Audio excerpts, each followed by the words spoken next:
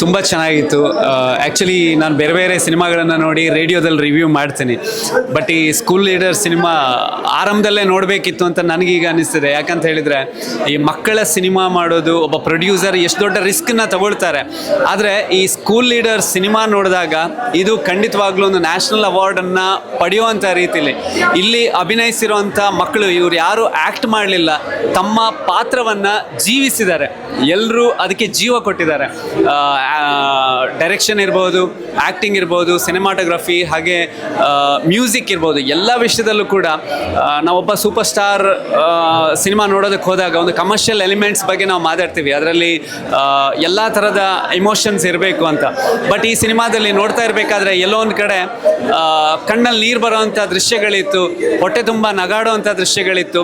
ಜೊತೆಗೆ ಒಂದು ಒಳ್ಳೆ ಮೆಸೇಜನ್ನು ಸಮಾಜಕ್ಕೆ ಕೊಟ್ಟಿದ್ದಾರೆ. ನಮ್ಮ ಕರ್ನಾಟಕ ರಾಜ್ಯದಲ್ಲಿ ಕನ್ನಡ ಶಾಲೆಗಳ ಪರಿಸ್ಥಿತಿ ಹೇಗಿದೆ ಅದನ್ನು ಬಹಳ ಅದ್ಭುತವಾಗಿ ಹೃದಯ ಮುಟ್ಟೋ ಹಾಗೆ ಸಿನಿಮಾ ನೋಡುವಂಥ ಪ್ರತಿಯೊಬ್ಬರು ಯಾರು ಆಡಿಯನ್ಸ್ ನೀವು ನೋಡಬೇಕು ಅಂತ ಯೋಚನೆ ಮಾಡ್ತಿದ್ದೀರಾ, ಖಂಡಿತವಾಗ್ಲೂ ನಿಮ್ಮನ್ನೆಲ್ಲ ಬಾಲ್ಯಕ್ಕೆ ಕರ್ಕೊಂಡು ಹೋಗುತ್ತೆ, ನಿಮ್ಮೆಲ್ಲರ ಶಾಲಾ ದಿನಗಳಿಗೆ ಕರ್ಕೊಂಡು ಹೋಗುತ್ತೆ.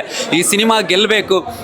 ಥಿಯೇಟ್ರಲ್ಲಿ ಇನ್ನಷ್ಟು ಜನ ಬಂದು ನೋಡಿ, ಹಾಗೆಯೇ ಯಾರಾದರೂ OTT ಪ್ಲ್ಯಾಟ್ಫಾರ್ಮ್ ಅವರು ಈ ಸಿನಿಮಾವನ್ನು ಪರ್ಚೇಸ್ ಮಾಡಲಿ. ಆ ಮೂಲಕ ಬರೀ ಕನ್ನಡ ಮಾತ್ರ ಅಲ್ಲ, ಬೇರೆ ಬೇರೆ ಲ್ಯಾಂಗ್ವೇಜಸ್ಗೆ ಇದು ಡಬ್ ಆಗಲಿ. ಮುಂದೊಂದು ದಿವಸ ಸ್ಕೂಲ್ ಲೀಡರ್ ಸಿನಿಮಾ ನ್ಯಾಷನಲ್ ಅವಾರ್ಡನ್ನು ಪಡ್ಕೊಂಡು ಬರಲಿ ಅನ್ನೋದು ನನ್ನ ಹಾರೈಕೆ. ರಜಾಕ್ ಪುತ್ತೂರ್ ಅವರು ಭಾಳ ಸುಂದರವಾಗಿ ಕ್ರಾಫ್ಟ್ ಮಾಡಿದ್ದಾರೆ ಈ ಸಿನಿಮಾ.